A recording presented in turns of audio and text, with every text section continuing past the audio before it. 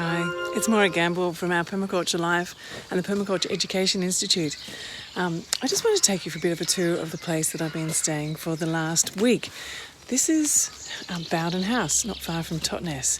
And it's an old manor house, as you can see. The front of this building is about 300 years old. The back of it is Tudor, so maybe 500 years old, and some parts even older.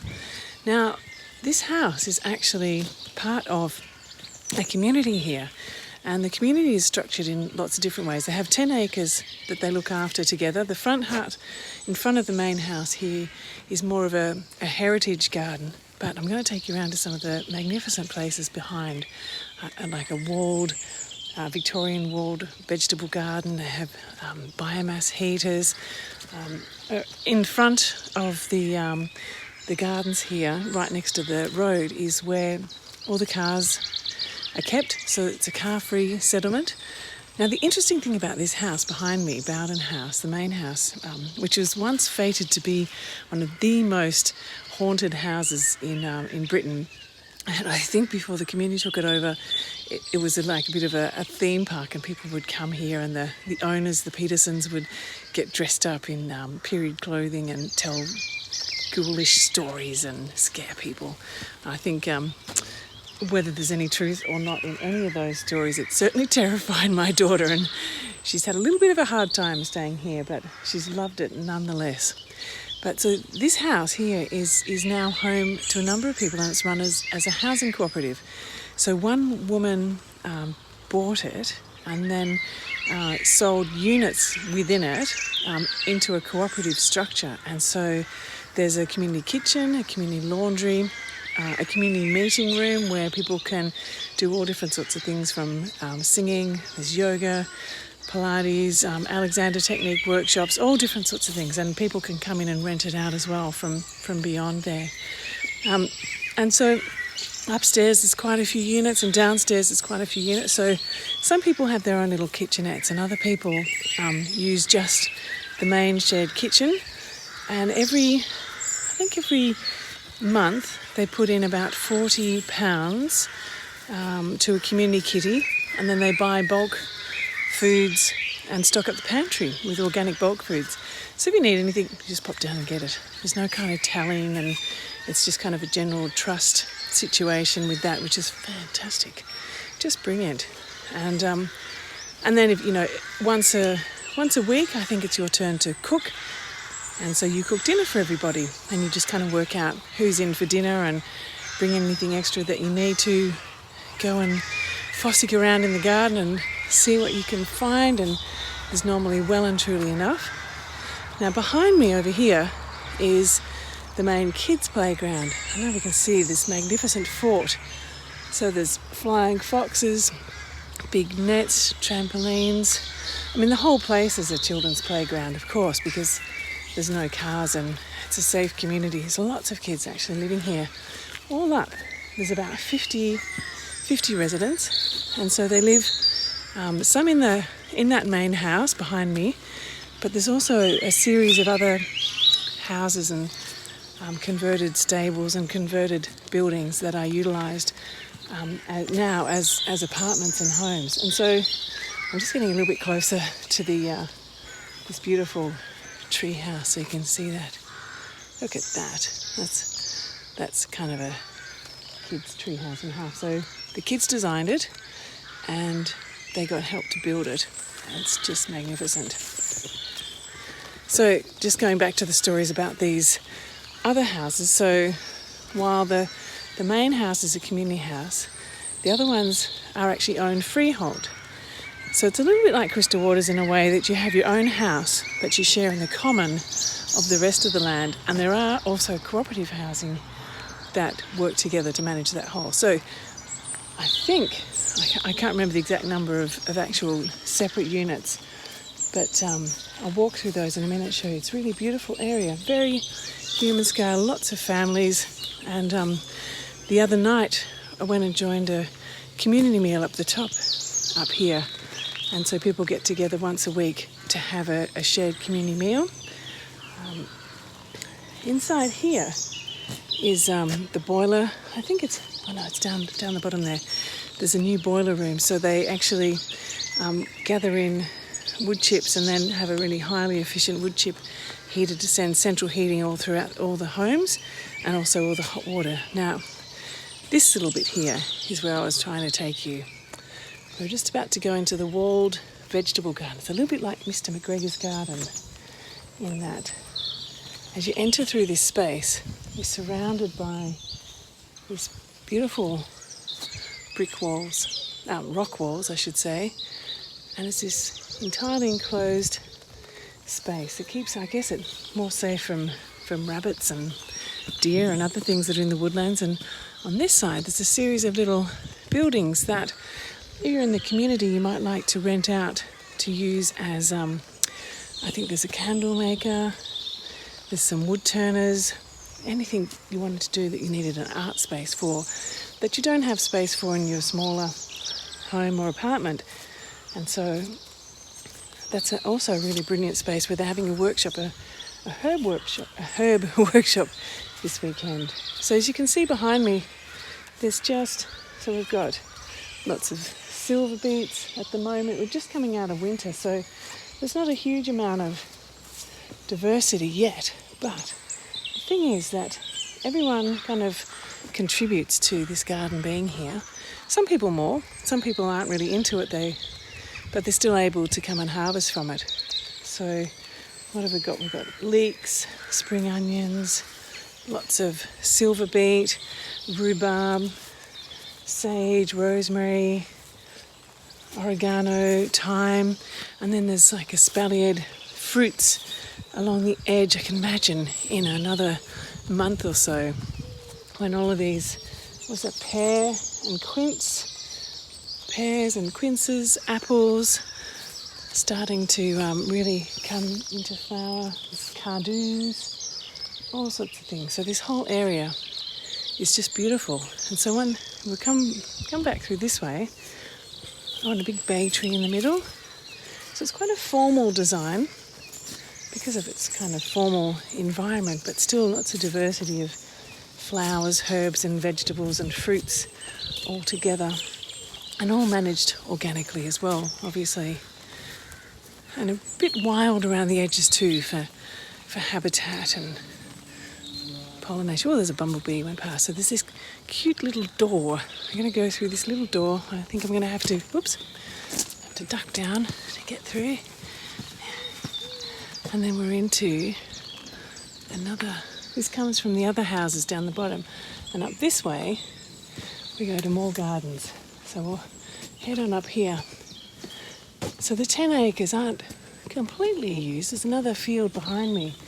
But there is an orchard, there's a food forest forming, and up here, through this archway, are a lot more gardens as well, and the community house, and the polytunnels, where the salads are grown. So, there's another big shared workshop, and massive gardens over here, more fruit trees. I'll just walk you through the garden. So we had purple sprouting broccolis, corianders, kales, all sorts of things going on in here. There's broad beans, leeks, the berries and things are coming on. It's just lots and lots of things. And we'll head up into the next section. So all this beautiful flowering fruit trees starting to come on. It's just a delight. Absolutely beautiful. It's so peaceful. They do get a little bit of snow here every now and then, not too much. It's more kind of a heavy frost type environment. Here's the cranberries. I think cranberries. And here, look behind me now, we're in a polytunnel. So this is where a lot of the food is grown over winter. So we have lots of kales, and this is spring what's that say? Spring onions are coming up, and lots of salad greens, lots of coriander, mustard greens, echinacea, motherwort. Oh, there's some nettles coming in on the edge there. Some more mustard spinach down here, the fringed, and then just the standard spinach and lots of lettuces in the middle. Oh, and looks like some peas suspended here. So this area here is where a lot of our evening salads have come from and our evening meals. So I think with the two polytunnels, that's really helping to keep the community going through the winter time. And this looks like to me a bit of an area where they're doing trench composting. So they'll probably move some planting into there soon. Here's some more food growing and propagation area. And so every Tuesday and every Thursday they have a gardening day. And there's one guy, Peter, who just really likes coming out and doing gardening as well. So this is the community house, and then take a look at that beautiful garden behind me. Just wonderful. So this community house here is where we had our shared community meal, where workshops happen. It was an old classroom from a local school, and apparently and it's also got a kitchen, so you can have full workshops and meals in there just beautifully.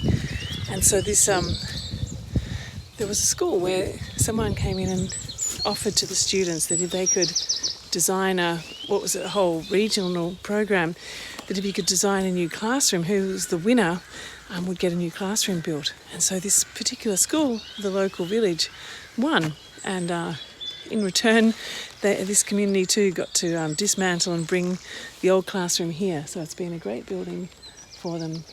It's really lovely. So I really like these living archways too everywhere. So I'm going to take you back down, walking through the community area now, just to give you a look at what was pretty much a very abandoned and run down type of buildings have been turned around into this amazing community.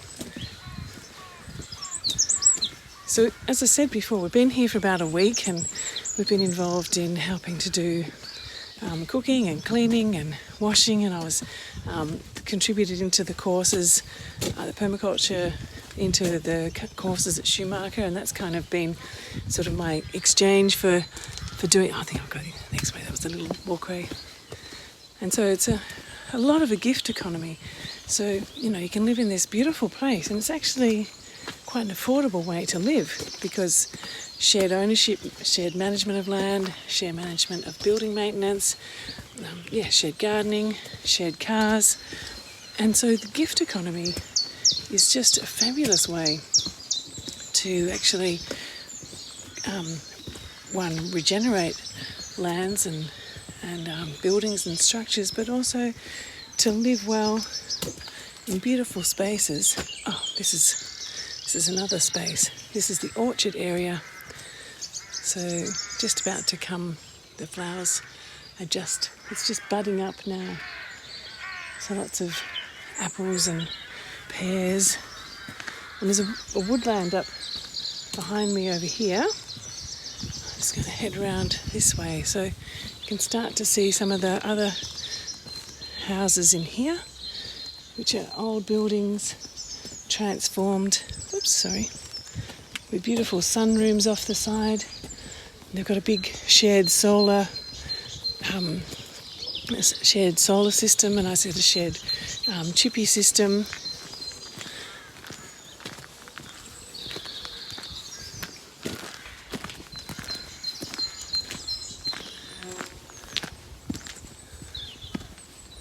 So it's quite a stable community too, that there's a number of people who've been living here for a very long time, since the beginning. So it started maybe about 12 years ago, and it did actually start up this end. So they started retrofitting these buildings first, and then as these ones got developed, they moved on to the next layer. You can start to, and then as they finally got all the individual buildings sorted, they moved finally into the big building. And at that time, the big building was kind of a real challenge because it was very dilapidated. I think there was even a tree growing through one of the main rooms, and then it needed a lot of work. So that was kind of the last thing to tackle. And it was almost sold off as a separate part, like either to a retirement home or to a club of some sort. And finally, the group decided to set up the cooperative to make that work, because no one person was able to buy such a massive place. You can see it behind there. And also because it had no heating, and it was very damp and cold. It wasn't really very pleasant. But now with the central heating, they've been able to actually make it a really beautiful space, and a lot of community events and things happen in there. So I'm just going to duck in through this side, because I think this is a beautiful little alleyway in between the different areas. Oh, I think I'm wrong way. I'm still finding my way around. Next little alleyway. So upstairs and downstairs, this actually was in between being old farm worker places, was a museum, and it had all different sorts. It was kind of like a visitor attraction, and had a cinema at the top and a photographic museum and all different sorts of things. And this is a nice little garden with a fountain in the middle, and as you can see, very popular kids space for learning how to ride bikes and scooters. A little fish pond with solar power. So behind me here you can see these are all a whole series of apartments that people own, and we're now back to the main house over here. So coming around the back here, you can see, so this is the back area, nice little seating niches, little pond, wood fire area, and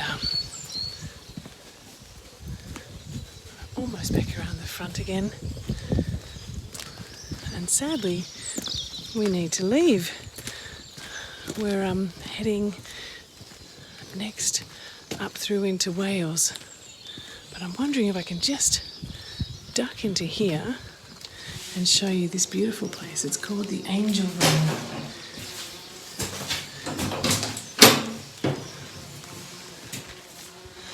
And you might be able to see why.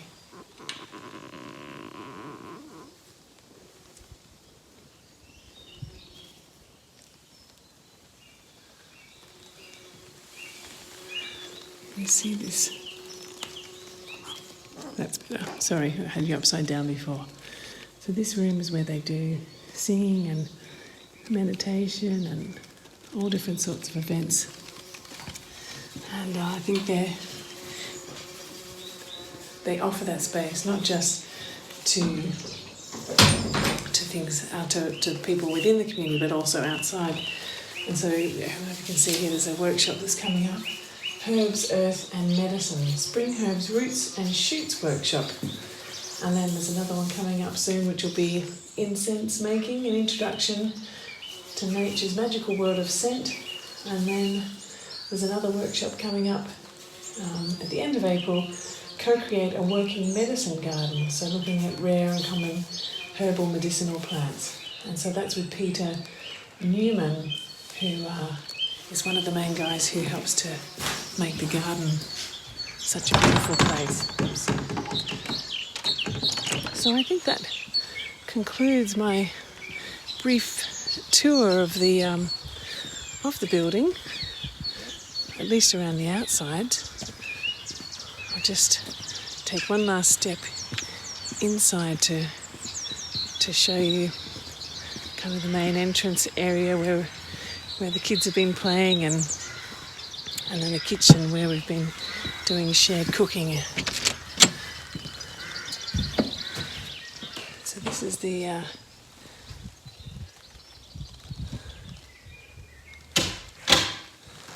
beautiful entrance hall with wood panelling and nice fireplace we've been enjoying in the evening times, and some pretty magnificent archways and all doors, and this takes you through into the old part of the house. And this is the other side of the angel room.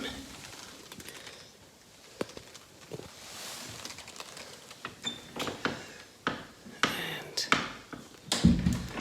you can see the very old archways here, the old timbers. Oh, sorry. Hello, Rick. How are you? You folks have a safe trip back. Thank you so much. Safe rest of your holiday. Have a few weeks and things. Yeah, lovely to meet you. Yeah, pleasure. Now you take care of yourself, Thank you. okay? Yeah, you too. Thank you so much for hosting us here. Sorry, I didn't really get to spend much time with you guys. Yeah, no, well, thank you for being accepting of having loud young children everywhere. I still have young yeah. children, so that's great. not too bad. Thank you. Yeah, it's been an absolute pleasure. I think I don't know whether they're there or outside. I'm just trying to find them, actually. I'm just going, maybe they're still in here. Have they disappeared? They must be out. All right, I'll go and find them. Okay, take care. Care. Bye. Say goodbye to Linda, and thanks to her too. Will do. Okay, bye. Bye now. You may get a visit from us. Oh, please do. I'd love to see you. Bye.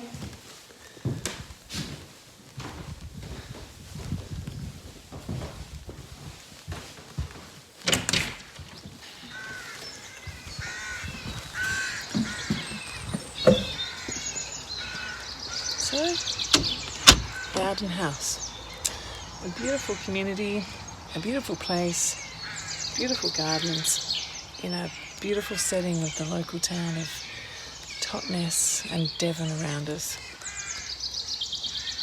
I think I might need to come back here someday.